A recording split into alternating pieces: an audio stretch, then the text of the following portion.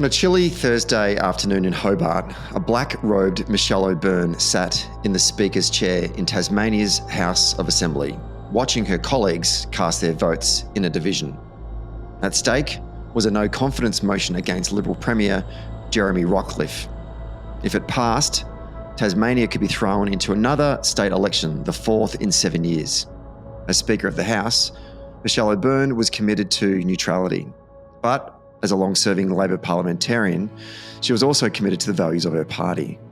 Now, normally these would not be in conflict, but if the votes were tied, she would have to make a choice. When the results were in, she was handed one sheet of paper from her left and one sheet of paper from her right. 17 for, 17 against. It was now up to her to cast the deciding vote. I've been a member of Parliament since 1998 in the federal and state parliaments. I've served in this House for almost 20 years. I've been witness to many situations which highlight the need for a functioning democratic process in this place. For our society to work, our Parliament has to be able to function. My membership of the Labor Party is not purely expedient or opportunistic. It is governed by lifelong held values. No one in this chamber could realistically expect me to provide confidence to a Liberal government.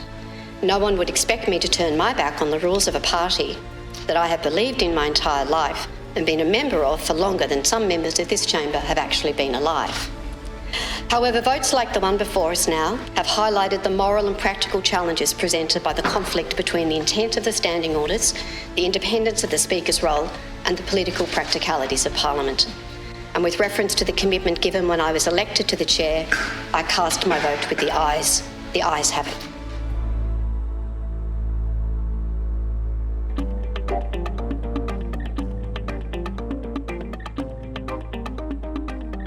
The presenting sponsor for Socially Democratic is Dunn Street. Dunn Street is a campaign agency that specialises in community organising. We only work with people who want to build power to make the world a better place. And if you want to create change in 2025, then hit us up at dunnstreet.com.au. A special shout out to all of our Patreon members as well. And you can join our community for free or for as little as $1.50 a month. And you too can help support this podcast. All paid members receive a welcome gift. So if you have recently signed up, please check your inbox for a message from our producer asking for your shipping address, because without that, then we can't send you your merch. And finally, today's episode is brought to you by Maurice Blackburn Lawyers. Maurice Blackburn has been fighting for workers' rights in Australia for more than 100 years. They believe the law should serve everyone and not just those that can afford it. So for empathetic and expert legal support, call Maurice Blackburn Lawyers today. All right, let's get on with today's episode. We're taping this one on a Wednesday, a cold Wednesday morning in Melbourne on the lands of the Wurundjeri people. But I would assume that the person that's going to be dialing in for today's episode is probably experiencing it a little bit colder because they're a bit further south. He's a digital campaign consultant for All the Good Guys. He's been on the show so many times that if this was SNL, I feel like he gets a jacket. He's my good friend and he's our Tasmanian correspondent, Jack Milroy. Welcome back to Socially Democratic. Thank you. It's good to be here. Now I think you should get Socially Democratic jackets. Look, hey, I'm all about swag. I'm always about swag. Now, I don't think the last time you and I spoke, it was during our post-federal election recap for Tasmania, which was a great conversation. And I didn't think that you'd be back on again so soon to talk about Tasmanian state politics. But the last week, things got a little cray-cray in the Apple Isle. It's been a wild time. We could be heading to our fourth state election in 7 years if things go as expected in the next week. So what I want to do here for folks who aren't paying close attention to Tasmanian state politics is to try and unpack this story chronologically. But before we sort of move into the machinations that happened last week, and so much happened, and all the players as well, might be good for us mainlanders to know what, since we last spoke about the Tasmanian state politics, how did we get here? Like, give us the makeup of the state parliament right now, and what were the things that sort of transpired that led us to this moment that occurred last week, where there was this motion of no confidence in the Premier? Yeah. So we had a state election last year, just over a year ago. And the result of that election was that the Liberal government, which has been in power since 2014, was returned, however, in a minority. So the Liberals were able to form a majority on the floor of Parliament with the support of a bunch of independents elected to the crossbench, some who were formerly aligned to the Jackie Lambie network, which now no longer exists. The Jackie Lambie network is just Jackie Lambie now. And also with the support of other independents like former Labor leader David O'Byrne. And ever since that election, the government has appeared somewhat shaky on the floor of Parliament, and I think we've seen that kind of play out in this last week. Why was the government appearing shaky? What were they not able to do in terms of build a constructive relationship with this crossbench? Or was it more internal? They were able to, actually. I mean, they were able to pass in the initial months after the election. I should revise that. They were able to pass big parts of their agenda. They're able to move forward with the legislation to approve the Macquarie Point Stadium, which is a key condition of Tasmania's entry into the AFL. However, over time, and particularly in this instance, the announcement of their budget for this year seems to have kicked off a lot of opposition in Parliament and seems to have moved some independents away from the government. Just talk to us. I know we're going to talk about this AFL Stadium a little bit more throughout the show, but first of all, did the Labor Party support the legislation in the House? Yeah, Labor Party supports the enabling legislation to construct the stadium. Yes, so Liberals and Labor support it. It's opposed by some independents and the Greens, and it's supported by some other independents.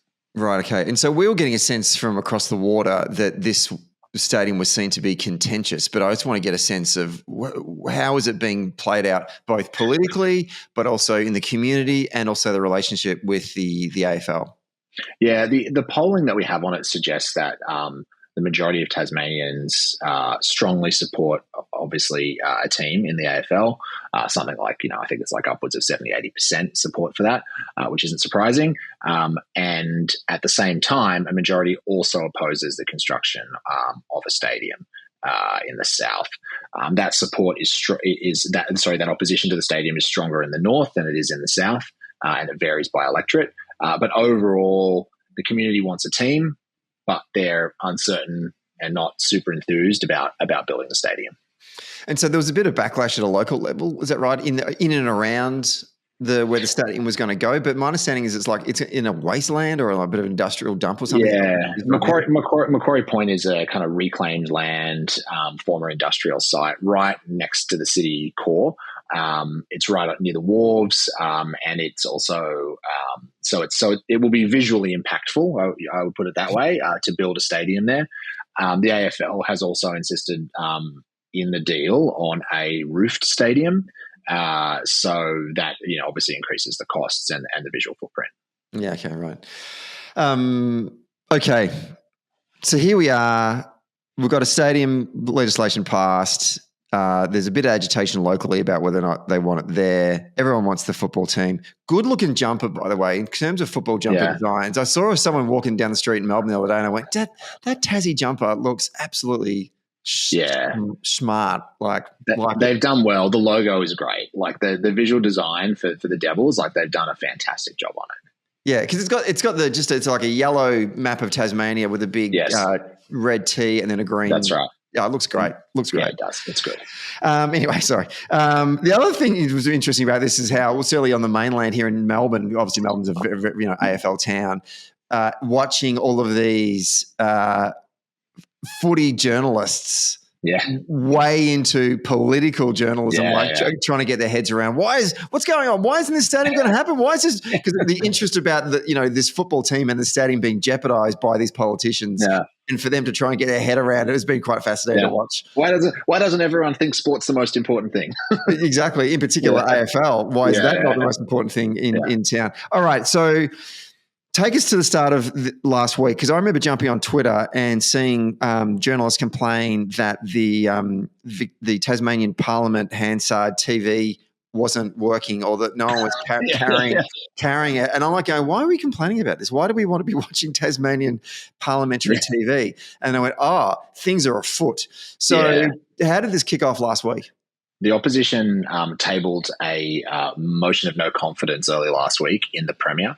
And then a day or two later, I forget the exact timeline, they moved that motion. And so once that motion got moved and motion to suspend standing orders to consider a no confidence motion, then everyone wanted to watch. So the parliamentary web stream did crash, like people could not watch it. It eventually ended up being carried live by ABC Radio Hobart, so we're able to tune in that way. Mm-hmm. But we couldn't watch we couldn't watch every single member of parliament speak on the motion, which is what they did. What do you think the strategy was behind the Labor opposition calling this motion of no confidence in the Premier? Was it just like your regular, we're back from the federal election, let's start off on a good foot, let's wind up the government, let's cause a bit of chaos in their side, or was it something more substantial going on here?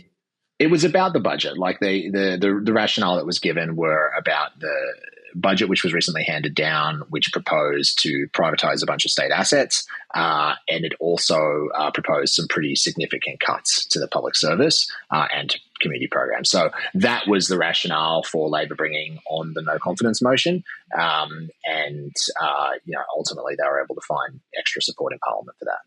So the Premier in Tasmania, for folks that don't know, Jeremy Rockliff, I know we've spoken about him when we did the preview election coverage for Tasmania, but just remind us, tell us a bit more about Jeremy Rockliff, the Premier for Tasmania. Jeremy has been the Premier since he took over from Peter Gutwein, who was our COVID era Premier and very well liked. And Peter Gutwein led the Liberals to a thumping win in the 2021 kind of post-COVID era election, as many of those state premiers at that time did. But also, as many of those state premiers at that time did, kind of burnt out because it was a tough time to be a Premier of a state during COVID. And so Jeremy took over in, I want to say 2022, maybe 2023, something like that, a couple of years ago. He's from the electorate of Braddon in the northwest, former farmer, and he is from the moderate wing of the party, and has enjoyed and still continues to enjoy, has enjoyed and continues to enjoy pretty strong public favour, likability. He's a strong asset for the Liberal government. And the obviously the mover of the motion would have been Dean Winter, who's the new leader of the Labor opposition. We've not spoken much about Dean because at the time, I think when we did our post-election analysis, the party hadn't selected its new leader, but I think we talked about some of the people that may step up into that role. We might have talked about Dean, but tell us more about Dean. Yeah, well, Dean's actually been leader since after the last state election. So he's been leader for about a year, and he was elected unopposed at the time. He's younger. I'll say younger. He's roughly my age. I don't know if that counts as young anymore. And he was former mayor of Kingborough, which is one of the big kind of exurbs outside of Hobart. Went into Parliament in 2021, so relatively new to state Parliament by the standards of who usually becomes leader. He's kind of reoriented Labor around resources, jobs, stuff like that, more kind of what you might call traditional Labor framing down here, and has done pretty well in the polls for an opposition leader. I mean, any state opposition leader has a tough run of it because it's been very hard to get coverage and attention as an opposition leader in the state Parliament. He's certainly got a lot of attention now. Going back to, if you had a time machine and go back to, if I was to interview you just as Labor took the floor to move the motion, would you have predicted that they would have got the support for it? How would you have interpreted it in that moment? I think it's in the moment when they moved it. No, I mean, because Labor has moved motions like this before. The Greens have moved motions like this before in the last couple of years, and they've obviously never succeeded. So, I think the safe assumption would have been that they would get close, but not quite make it over the line. And do you think that was Labor's assumption as well? I don't know. It's a good question. I don't know. I've talked to them a little bit about it. I think that they knew this time might be different. Kind of looking back now. I think that they'd obviously had conversations around the Parliament. I think they had a pretty good sense that things were going to be close. Yeah, right. Okay, so out of the so in order to get the support for this motion, give us a sense of the feelings amongst members of the crossbench towards both the government or to Rockliff. Like, what was their issue?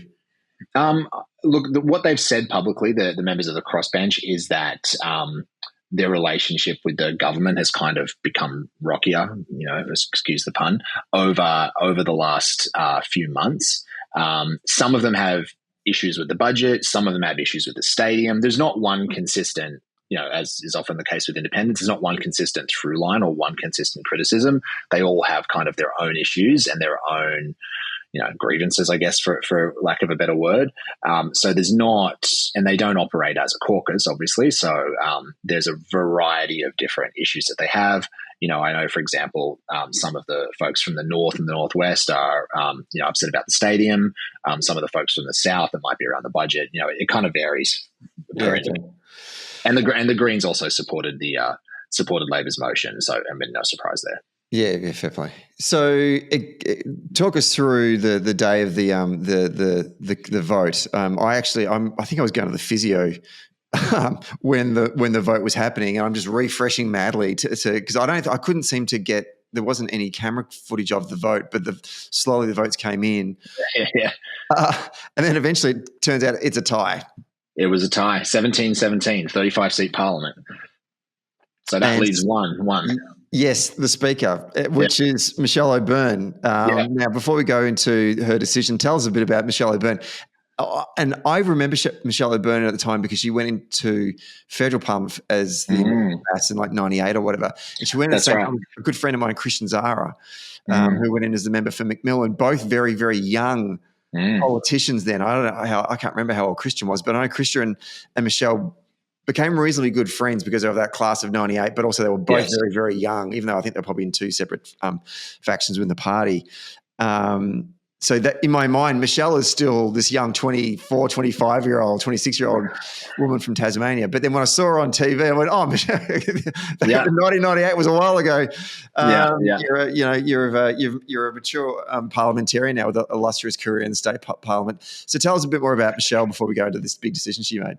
Yeah, Michelle is widely respected and loved in the Labor Party and respected across the aisle in the government as well. And you can see from their reaction to the decision that she made that there's still a lot of respect and warmth there. So Michelle was put in the position as Speaker of having to decide whether to kind of vacate the chair and vote on the substantive motion or to not. And if she had chosen not to, then the motion would have failed because ties fail in Parliament.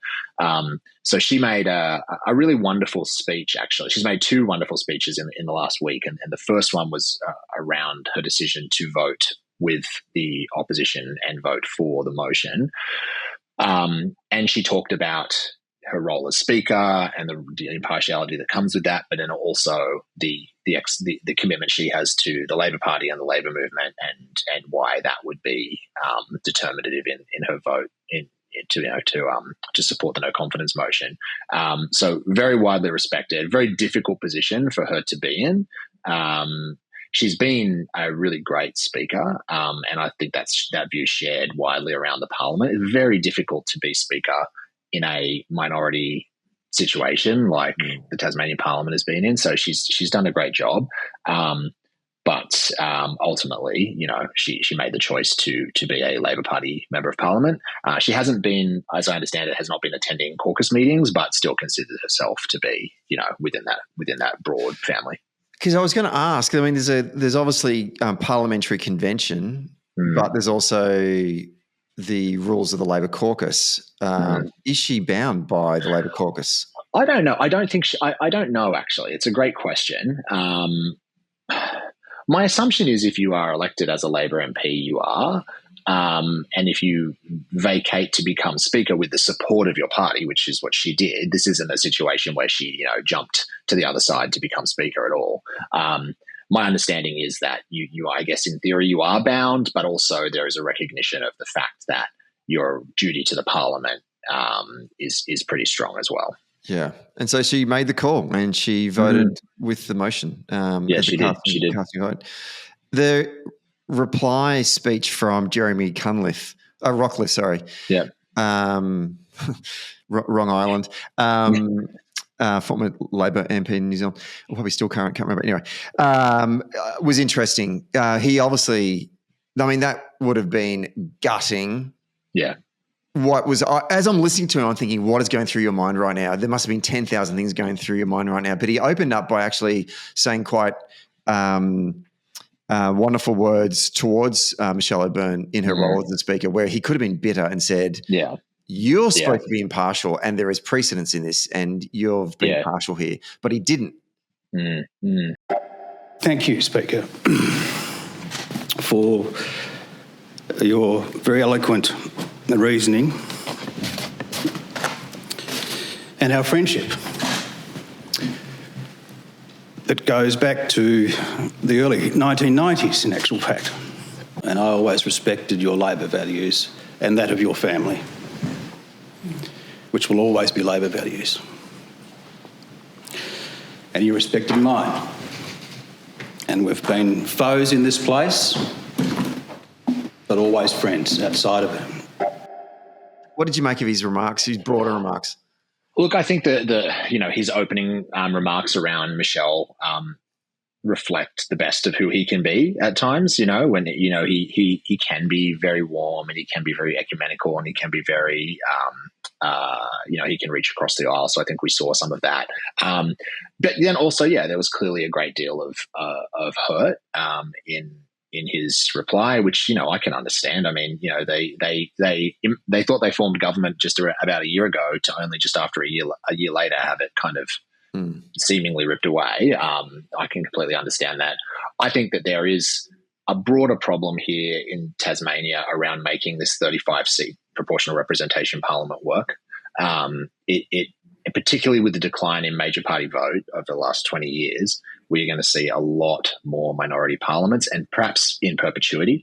And that's difficult for governance in the state.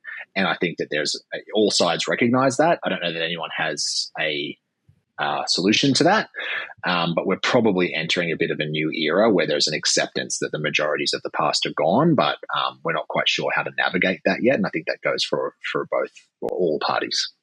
Yeah, I think about that, and like a lot of people now, with the rise of, well certainly the presence of the Teals at a federal level and more independents even on the mainland getting elected into our state parliaments and territory parliaments.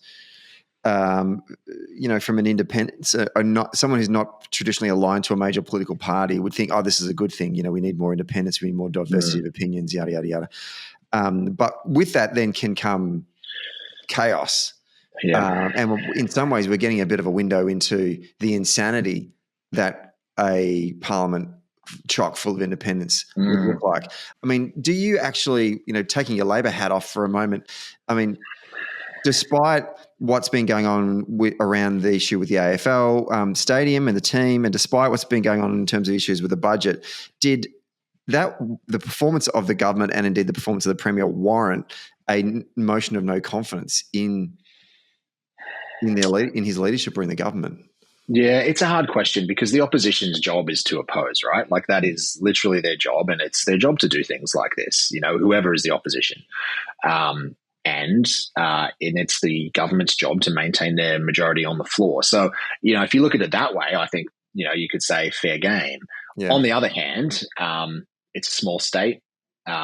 It's revenue constrained. It's dealing with a lot of challenges. And I think, taking my Labor hat off, you could easily look at that and be like, we've got to find some way to be able to come together between elections and kind of effectively govern the state. Now, Labor would say that the government has not been doing that. Debt has massively ballooned, and they would say that the state's not being governed effectively. So therefore, we had to pursue this. But there is a deeper challenge here, I think, around the structure of the Hare-Clark system in Tasmania and the types of kind of stable governments that it can throw up. That I think Labor, when, Labor eventually one day does form government, that's going to be something we might have to deal with as well. I mean, my opinion on Hare Clark, piss that off completely. Everything's ridiculous, particularly for a state your size. Yes. But that's a whole nother podcast. Okay, so the motion's moved. Rockliff makes a lovely speech. He's probably thinking, shit, what happens now? What does he do? What's his next move? Well, we're in June, so the new financial year starts in less than a month, and the budget has not been passed. So before Rockliff can go to the governor and request an election, which is what he said he will do if the motion is passed, the government and the opposition, the whole parliament agrees they need an emergency appropriations bill to basically fund the operation of the government for the next few months, including making sure public servants get paid, teachers, firefighters, nurses, all of that, and fund the operations of the parliament. So, I think in the US they call these things like continuing resolutions or something like that. In my head, it's kind of the same thing. Yeah. So basically, there's a couple of emergency appropriations bills that have to go through. So they get put through. The long weekend happens, and then they get put through yesterday, which is Tuesday. They go through the lower house. They make it to the upper house because, of course, as well as having Hare Clark, we also have an upper house. One of the upper house independents, the member for Huon, I believe, notices a typo in the documents, which I think confuses, adds or removes a zero. It does something to numbers that you don't want in a budget document. In a bad way. Yeah. And it has to be redone. So the government has to withdraw it, and it goes back through the lower house again. And, if fair play to the member for Huon that he found this, right? Like, good for him. Everyone in the lower house missed it, including the Labor Party, right? Like, everyone missed it. But these things happen. So anyway, then they put them through again, and it goes up to the upper house and it goes through. So the state has emergency funding. Nurses are going to get paid. That's great. We've got a few months of leeway now, depending on what happens next. So that was the situation as of yesterday afternoon. Yeah. The Premier, who is still the Premier at this point, goes to Government House, which is a beautiful building up in the Domain right next to the Tasmanian Botanic Gardens. Absolutely gorgeous old stone colonial building. Also has an amazing garden of its own. It has a really cool market garden, veggie garden, where they grow all the food for the house. So it's really cool. If anyone ever gets a chance to visit, they should. But I don't think that's what the Premier was thinking about. You never know. You might be walking out. I've always thought this garden's been amazing. I really should come in more often. He is a potato farmer by trade, though. So he's probably thinking there's not enough real estate here to grow enough potatoes. No. What kind of mulch are you using? Yeah. Yeah. So he goes and obviously the conversations with governors and governor generals are private, and we never really know what the kind of tenor and tone of the conversation is. But understanding is he asked for an election. He left Government House without making a statement, and then the governor put out a statement last night saying that she would consider her options or something like that, and would reconvene with the Premier by the end of the week. And that's where things stand. That is bonkers. I just think that's bonkers. Like, the governor in Tasmania is it Barbara Baker? Barbara Baker, former judge of the federal court. Yeah. What do you make of that? I don't know. I mean, obviously in this, so putting my old, former lapsed lawyer's hat on, have a law degree, never used it. She has the option of calling an election. She has the option of seeing if someone else can command a majority on the floor of Parliament. So that could be an alternative leader of the Liberal Party, if the Liberal Party is able to select one, or it could be the opposition, which Labor has ruled out, publicly ruled out forming government with the Greens, or maybe the wording is doing a deal with the Greens to form government. The Greens have offered to provide confidence and supply to the Labor Party to form a government now. But Labor would, I believe they might still need an independent or two on top of that. I have to check the numbers, but Labor's ruled that out. So the governor seems to be considering all options. I mean, I do think the timing is a bit like, can we not do this quickly? Either way, I think everyone's a bit like, oh, come on. I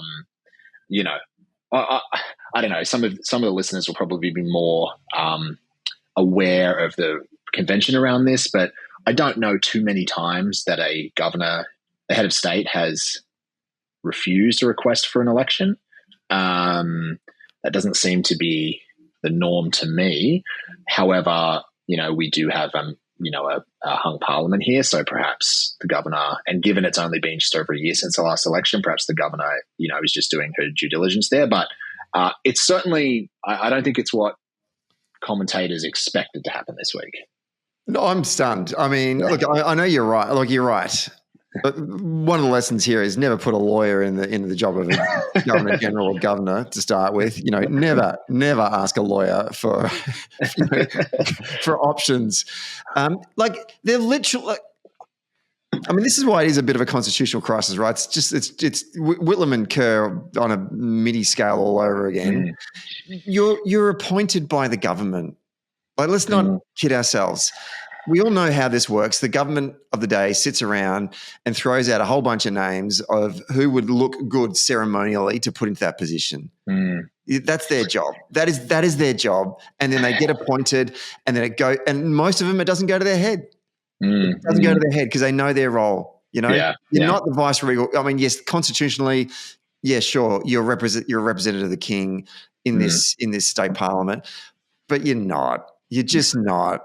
We could the Premier can remove you at any stage. So really, my view is, I'm obviously coming from the politics side of this argument, not the legal argument, and I know all the lawyers listening to this, and obviously respecting our sponsors, Morris Blackburn Lawyers, but that's not how it works.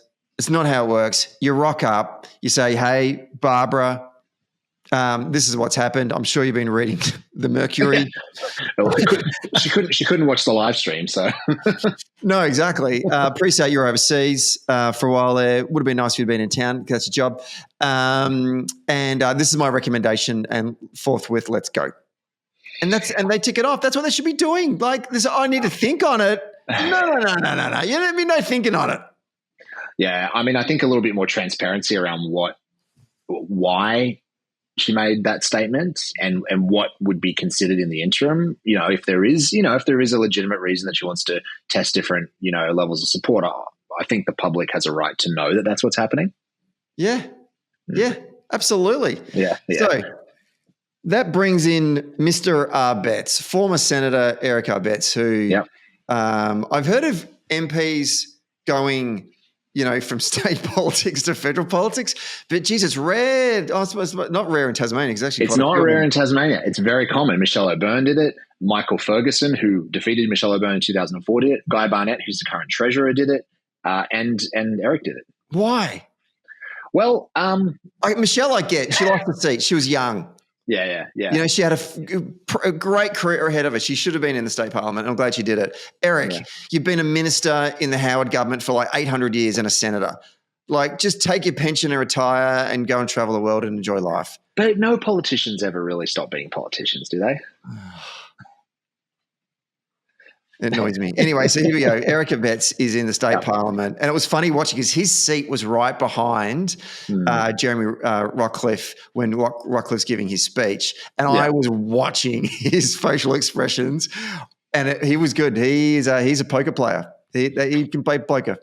Look, the thing about Eric is he's a good performer as a minister too. He's a strong minister in that government. So, there's all sorts of stuff swirling around in the media today around whether Erica Betts will try to replace the – I mean, obviously there's going to be a new leader of the Liberal Party at some point soon. Whether that is before an election or after an election, it's hard to tell. I guess there's still a scenario where the Liberals are granted an election and Jeremy Rockliff takes them to the election and then wins re-election. That's a live option. It's also a live option that there's a new leader of the Liberal Party. There's so many things that could happen from this point, and everyone's got a theory, but no one really knows what's going to happen next because I don't think anyone really expected us to be in this position. What do you think, if you're in the Liberals right now, what do you think's happening? What are they waiting on? If you're Erica Betts, and maybe there's some other folks that might have interests in the leadership as well, and if there are, you should tell me about them. But what are they waiting on? Are they counting numbers to see if they can get the numbers, or are they looking at each other and trying to work out who they can coalesce around? Are they waiting on what the governor does? What's the thing that's impacting their decision making? I honestly don't know. There's been a long weekend between when this all kicked off and now, and I would have imagined that if something was going to happen, it would have happened over that long weekend.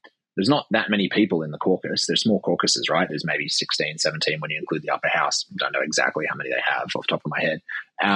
So I'm not sure. I really am not sure. And to be quite honest with you, I'm not sure about what the rules are to elect a leader of the Liberal Party. I know that in the Labor Party that if it's a contested ballot, there is a membership vote component. I don't know if that's the case in the Liberal Party. I'm guessing not, but I don't know that for sure. I doubt it very much. Oh, man, this is full on. Okay, so what do you think happens next? Look, I think the most likely scenario is that we go to an election. I think that seems to be the most likely scenario because it gives the public the choice on what happens next in Tasmania, right? I think there's a chance that there's a different premier from the Liberal Party. There's a very outside chance that somehow there's a Labor government, I suppose, although that's been ruled out. There's a range of options that could happen, but if you were going to bet, I would bet on there being an election. You have a minority government that's lost support, and you have a premier requesting an election. I reckon it would be pretty hard to not have that be the outcome, but who knows, honestly. Is this, if there is an election, how much does the AFL Stadium play a central role in, do you think the election becomes a referendum on the stadium? I think it's hard to have a referendum on the stadium when, Labor and the Liberal Party both support the construction of the stadium at Macquarie Point, and they support the legislation that's currently before the Parliament. So it's not like you can have an election on that. You could certainly have an election where the stadium is a motivator for a lot of voters, and that might redound to the benefit of independents and Greens.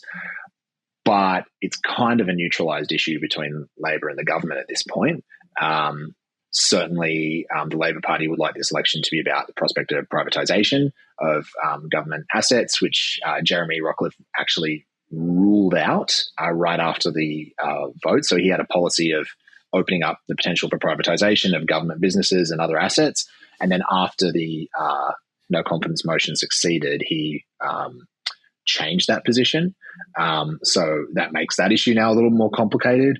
I would say if I was a member of the public who wasn't fully tuned into politics like us nerds, I would be confused about any election right now. I would be confused about why we're having it. I would be confused about what the issues are. It will be a hard campaign for either of the major parties to run. Not least because they had a state election a year ago and a federal election 2 months ago. So it is, I imagine the public will be tired of elections, and it will be a bit of a grind. Fascinating. I mean, I know during our federal election coverage, we always did the categories, and one of the categories was the probably unanswerable questions. There are so many probably unanswerable questions in this moment in time. It's wild.